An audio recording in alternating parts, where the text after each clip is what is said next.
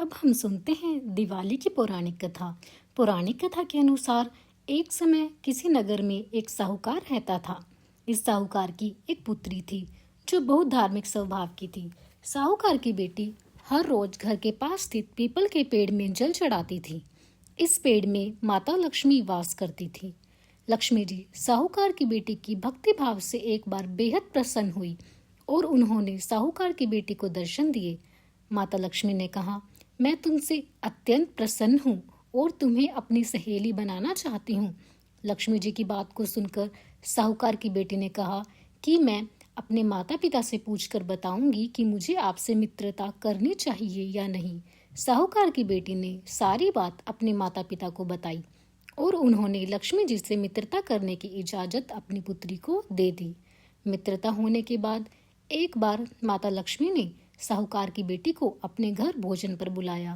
साहूकार की बेटी जब वहां पहुंची तो माता लक्ष्मी ने उसका सत्कार किया। लक्ष्मी जी ने अपनी सहेली को सोने चांदी के बर्तनों में भोजन परोसा और साथ ही एक कीमती रेशमी वस्त्र भी उसे भेंट किया। साहूकार की बेटी को बैठने के लिए लक्ष्मी जी ने एक सोने की चौकी दी। इसके बाद साहूकार की बेटी ने स्वादिष्ट भोजन ग्रहण किया। भोजन के उपरांत लक्ष्मी जी बोली कि मैं कुछ दिनों के बाद तुम्हारे घर आऊंगी। साहूकार की बेटी ने भी माता लक्ष्मी से कहा कि आप जरूर मेरे घर आएं। इसके बाद जब साहूकार की बेटी घर गई तो उसने अपने माता पिता से सारी बातें बताई, लेकिन बातें बताते बताते वो उदास हो गई। साहूकार ने जब उदासी का कारण पूछा तो बेटी बोली कि लक्ष्मी जी बहुत वैभवशाली हैं, वो मेरे घर आएंगी तो मैं उन्हें कैसे संतुष्ट कर पाऊंगी। बेटी की बात सुनकर पिता ने कहा, तुम घर को स्वच्छ रखना, अच्छी तरह से घर की लिपाई पुताई करना और श्रद्धा से जो भी अन्न घर में हो उससे भोजन बनाना। लक्ष्मी जी जरूर प्रसन्न होंगी। पिता की बात पूरी होती उससे पहले ही एक चील उड़ती हुई उनके घर के पास से गुजरी और बेहद कीमती 9 लखा हार साहूकार के आंगन में गिराकर चली गई। यह देख साहूकार की बेटी खुश हुई और उसने हार को बेचकर लक्ष्मी जी के लिए सोने की चौकी और रेशमी दुशाला खरीद लिया।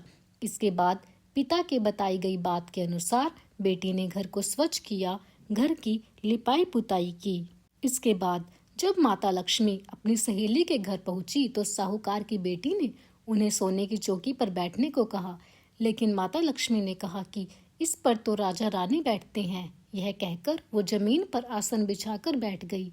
फिर माता ने साहूकार की बेटी द्वारा बनाया गया भोजन ग्रहण किया। माता रानी साहूकार की बेटी के आदर सत्कार से बेहद प्रसन्न हुई और उसे सुख संपत्ति का वर देकर चली गई। इस कथा को पाठ करने वाले को भी माता लक्ष्मी का आशीर्वाद मिलता है और उसके जीवन में सुख समृद्धि आती है।